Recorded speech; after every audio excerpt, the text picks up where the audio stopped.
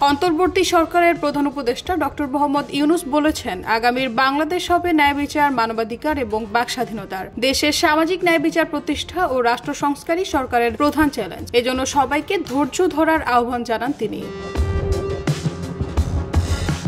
শনিবার সকালে রাজধানীর সোনারগাঁও হোটেলে বে অফ বেঙ্গল কনভারসেশনের উদ্বোধনী অনুষ্ঠানে তিনি এসব কথা বলেন।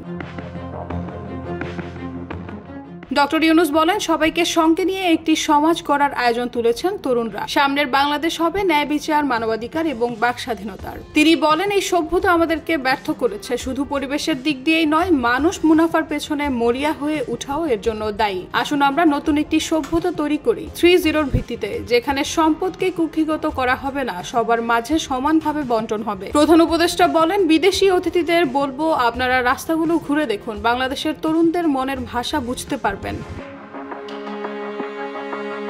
তিনি আরো বলেন, নতুন একটি বিশ্ব গড়ার বিষয়ে ভাবতে হবে, যেভাবে আমাদের তরুণরা নতুন একটি বাংলাদেশের বিষয়ে ভাবতে শিখিয়েছেন আমাদের। প্রসঙ্গত, শনিবার থেকে শুরু হওয়া 3 দিনব্যাপী সম্মেলন চলবে 18 নভেম্বর পর্যন্ত। এবারের থিম নির্ধারণ করা হয়েছে এ ফ্র্যাকচারড ওয়ার্ল্ড। এতে 80টিরও বেশি দেশ থেকে 200 জনের বেশি আলোচক, 300 জন প্রতিনিধি এবং 800 জন অংশ নেবেন। নিউজ ডেস্ক, ভোরের পাতা।